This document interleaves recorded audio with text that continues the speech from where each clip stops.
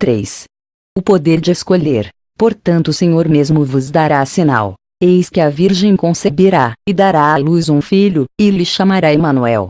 Ele comerá manteiga e mel quando souber desprezar o mal e escolher o bem. Isaías 7:14, 15.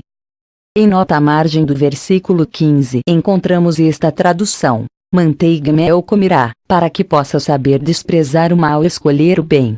De forma que não é depois de saber desprezar o mal e escolher o bem que ele come manteiga e mel. Antes, é porque come manteiga e mel que ele sabe desprezar o mal e escolher o bem.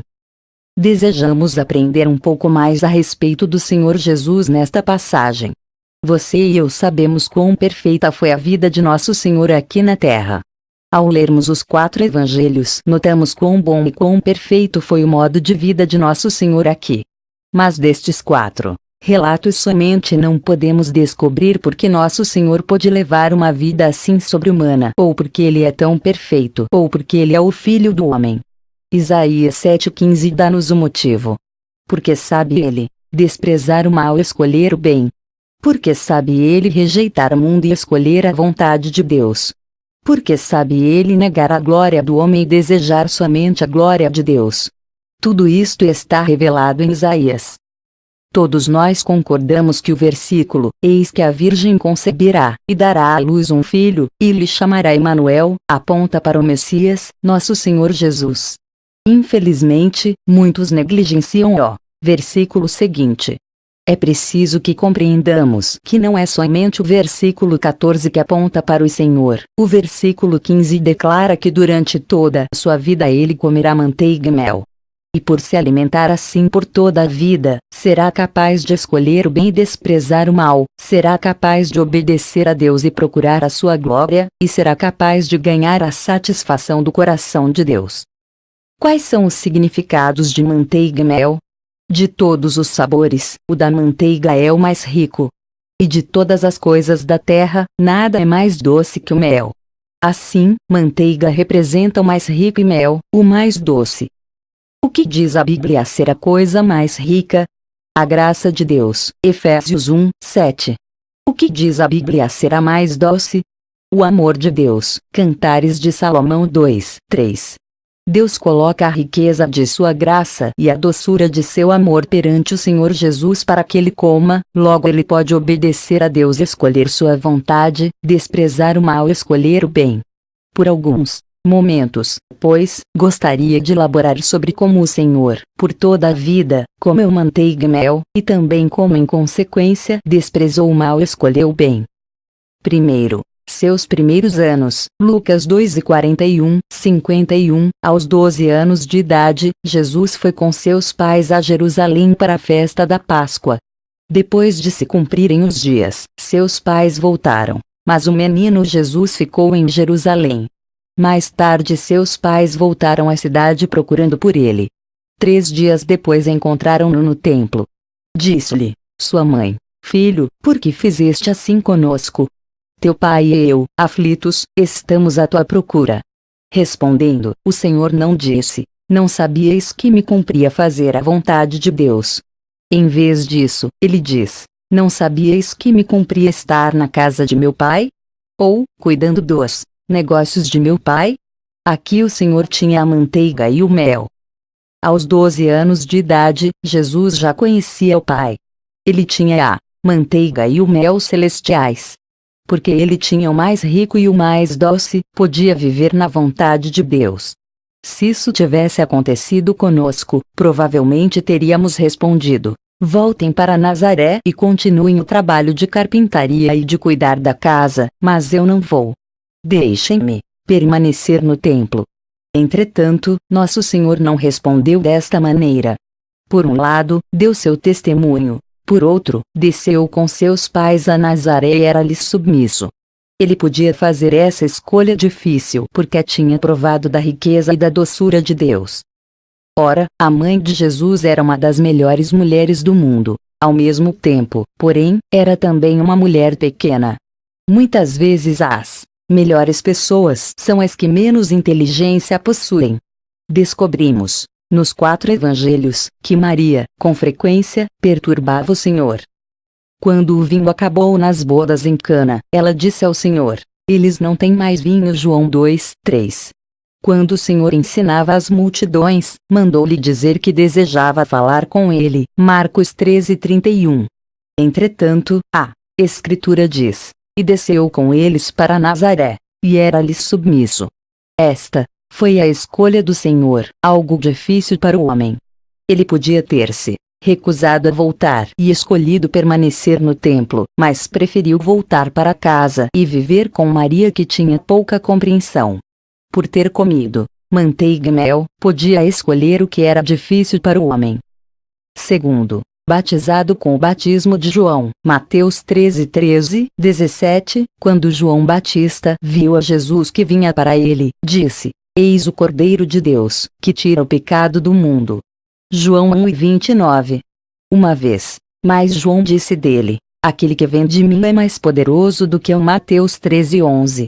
Quanto mais poderoso, cujas sandálias não sou digno de levar, disse ele. Mateus 13:11. O Senhor era assim tão poderoso, entretanto foi a João para ser batizado. Se estivéssemos em seu lugar, isto é, no lugar de sua grandeza desde a eternidade como o Rei do reino dos céus, sem dúvida seríamos acompanhados por toda a pompa de nossa alta posição. Embora jamais reconhecêssemos o fato abertamente, é fácil para nós exibir nossa excelência. Nosso orgulho é inato e natural. Simplesmente adoramos expor nossa grandeza aos outros. Mas nosso Senhor foi ao Jordão e recebeu o batismo de João. Você acha que é fácil receber o batismo do homem? Existiu em Fochov uma irmã idosa. Era uma boa mulher. Em certa época reconheceu que devia ser batizada, mas ela mesma escolheu a pessoa que a devia batizar. Respeitava a certos irmãos, mas a outros desprezava. Insistiu em que determinado irmão a batizasse. Aquele que tem levado uma vida melhor sobre a terra e mais tarde procura o batismo escolhe uma pessoa a quem ele ou ela respeita a fim de realizar seu batismo. Ora, nosso Senhor era muito especial. Ele era tão diferente que surpreendeu João, que tentou dissuadi-lo, dizendo: eu é que preciso ser batizado por ti, e tu vens a mim. Qual pensa você? Foi a resposta do Senhor. Deixa por enquanto, porque assim nos convém cumprir toda a justiça. Ele preferiu vir ao Jordão e entrar na água da morte. Escolheu a humildade, escolheu a morte, assim cumprindo ele toda a justiça. Na realidade, a justiça realizada na cruz, mas estava representada na água da morte para Jesus. Ele escolheu o bem e desprezou o mal. Você já pensou quão difícil pode ter sido para o Senhor receber o batismo de João? Pois o que podia acontecer à sua dignidade perante os pecadores, os publicanos e as prostitutas? Não recebiam eles também o batismo de João? E, mais tarde, ao começar a pregar, ele proclamava como João: arrependei-vos, porque está próximo o reino dos céus. Mateus 4:17. Seu auditório era igual ao de João. Certo publicano podia dizer-lhe: não foi ele batizado conosco naquele dia? Como é que agora pretende ensinar-nos? Outro pecador com justificação igual poderia declarar: ele foi batizado conosco naquele dia. Como ousa vir ensinar a nós? Quão difícil e humilhante deve ter sido para Jesus. De fato, mais tarde este problema surgiu. Quando o Senhor e seus discípulos estavam na Judeia batizando, alguns foram a João reclamar: Mestre, aquele que estava contigo além do Jordão, do qual tens dado testemunho, está batizando, e todos lhe saem ao encontro. João 13:26. Isto prova o quanto desprezavam o Senhor. O Senhor deveras se coloca nesta posição difícil, mas escolhe fazer isso por haver força por trás de sua decisão. Ele provara a grandeza da graça abundante e o doce amor de Deus. Ele comera a manteiga e mel. Tendo provado o mais abundante e o mais doce, pode tomar lugar mais humilde. Também podemos humilhar-nos a nós mesmos e tomar lugar mais humilde, porque também temos a manteiga e o mel. O que o mundo não consegue fazer, nós, os cristãos, podemos, pois temos a graça mais abundante e o amor mais doce. Terceiro, No tempo da tentação, Mateus 4, 10, depois de o Senhor ter sido batizado, e ao sair da água, os céus subitamente se abriram e o Espírito Santo desceu como pomba, vindo sobre ele. Foi levado pelo Espírito ao deserto, para ser tentado pelo diabo por 40 dias e noites. O próprio Satanás parece tê-lo tentado dizendo: se és filho de Deus, manda que estas pedras se transformem em pães. Comer quando se tem fome não é pecado, mas o Senhor recusou-se a comer aqui. O tentador procurava fazer com que o Senhor fizesse alguma coisa segundo sua própria vontade. Tentou seduzir Jesus a usar seus próprios meios a fim de satisfazer a fome.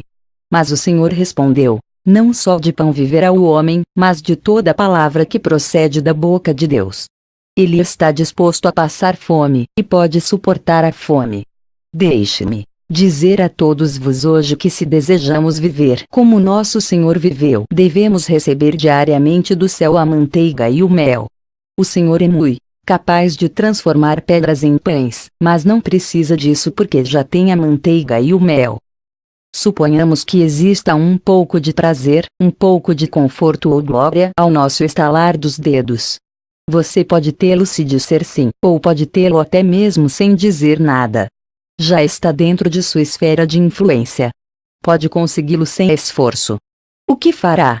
Nosso Senhor não está disposto a transformar pedras em pães, mas como desejamos poder fazê-lo, não meramente transformar uma pedra em pão, mas todas as pedras do Jordão. Como ansiamos exercer nossa força máxima para nós mesmos. Isto é, porque não provamos da manteiga e do mel do céu.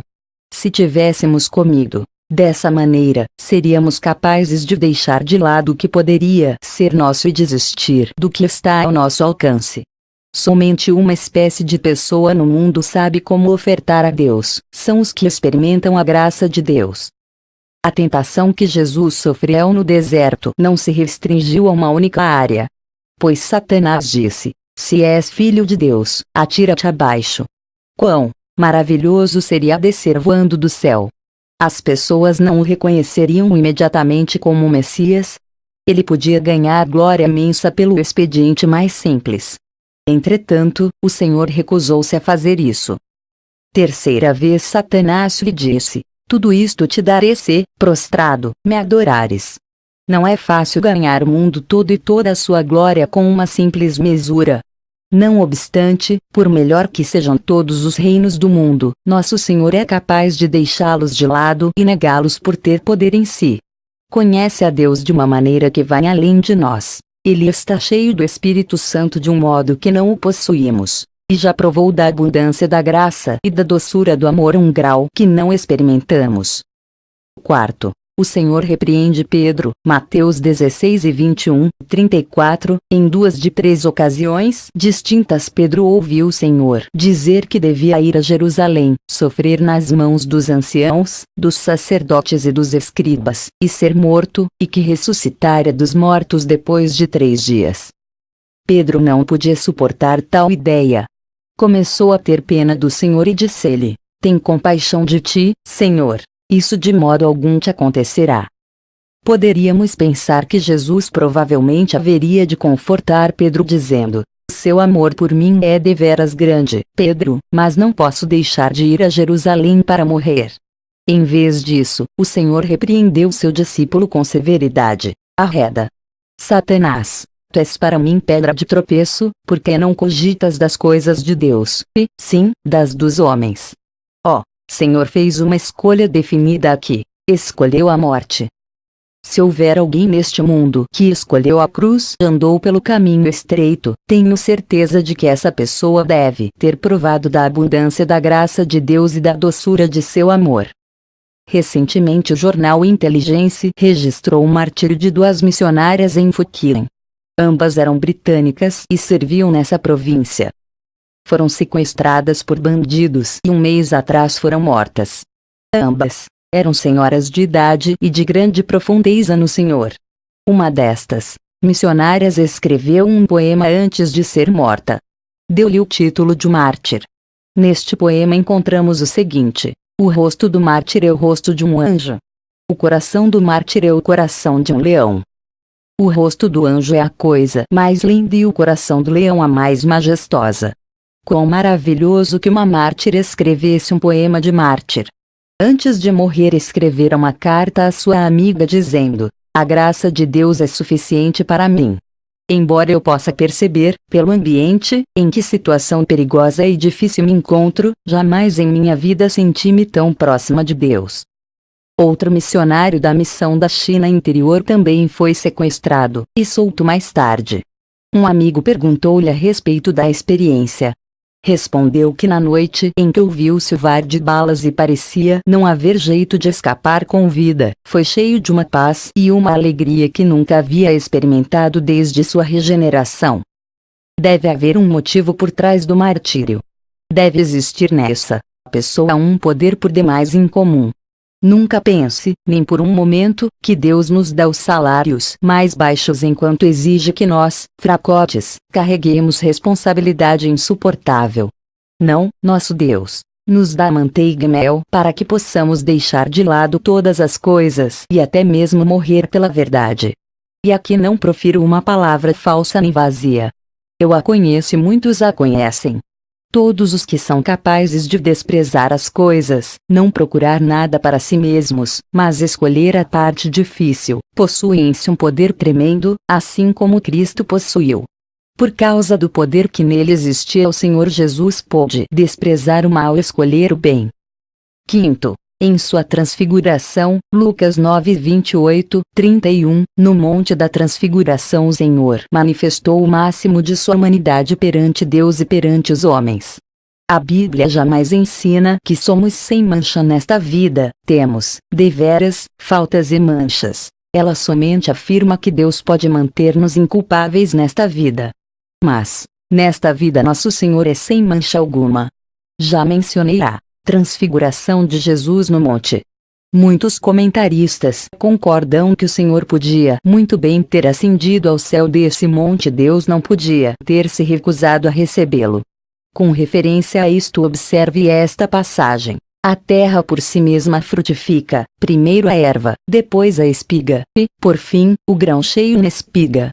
E quando o fruto já está maduro, logo se lhe mete a foice, porque é chegada a ceifa. Marcos 4 28, 29. Uma vez que o Senhor já estava maduro, isto é, a esta altura já estava completamente amadurecido, ele podia ter sido recebido de volta. Entretanto, conversou com Moisés e Elias a respeito de sua partida que estava prestes a se realizar em Jerusalém.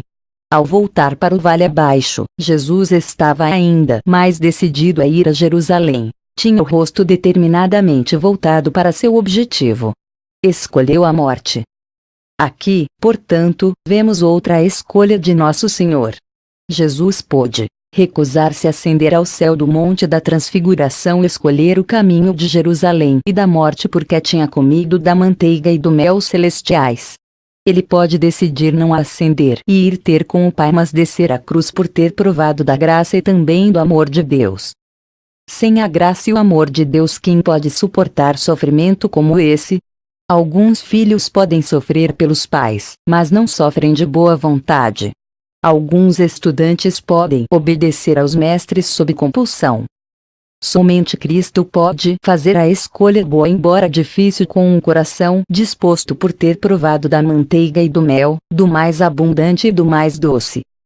Sexto, entrando em Jerusalém, João 12, 12, 28, as duas ocasiões mais gloriosas da vida de Nosso Senhor são a experiência do Monte da Transfiguração e sua entrada em Jerusalém. Ao entrar em Jerusalém, muita gente tomou galhos de palmeiras e saiu a encontrá-lo, clamando: Hosana! Bendito que vem em nome do Senhor! E que é Rei de Israel! Estas palavras foram proferidas pelos judeus. Nessa época o Senhor ainda tinha muitos amigos.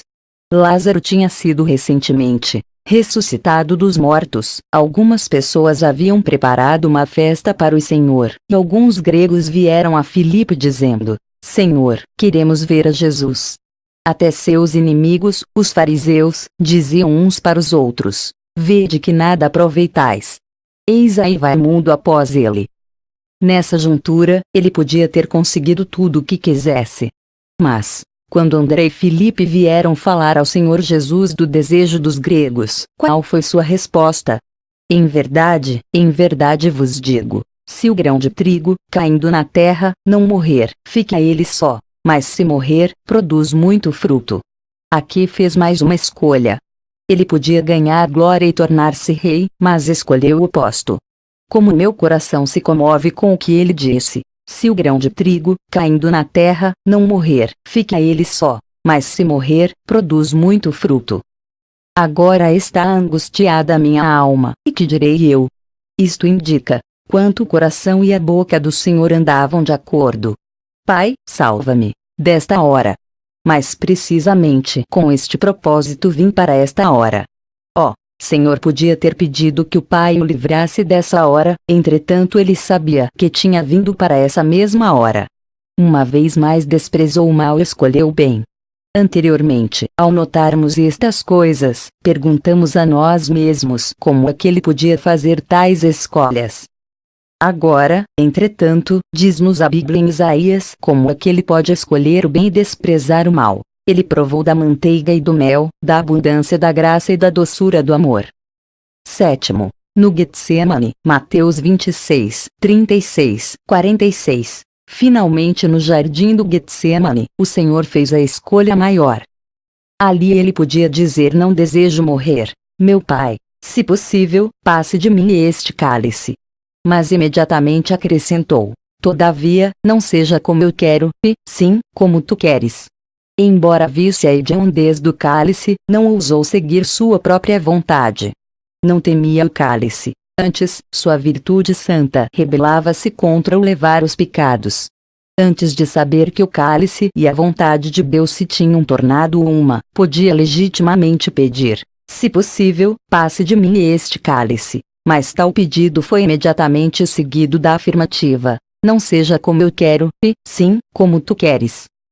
De modo que no jardim do Getsemane, ele escolheu a vontade de Deus e rejeitou o que não era de sua vontade. E o que disse Jesus finalmente a Pedro? Não beberei, porventura, o cálice que o Pai me deu. João 18:11. Deixe-me dizer-lhes que se não tivesse havido Getsemane não poderia ter existido a cruz. Sem a obediência do jardim não teria havido a morte do Calvário. A obediência precedeu a cruz. Nosso Senhor mesmo se humilhou, tornando-se obediente até a morte, e morte de cruz. Filipenses 2, 8. Muitos fogem da cruz por não se terem saído bem na consagração do Getsemane. Não têm em si mesmos o poder. Mas nosso Senhor tinha a manteiga e o mel, portanto podia escolher o bem e desprezar o mal. É preciso grande poder para ser obediente. Se Deus primeiro não lhe encher o coração, você não terá êxito, não importa quanto possa tentar externamente.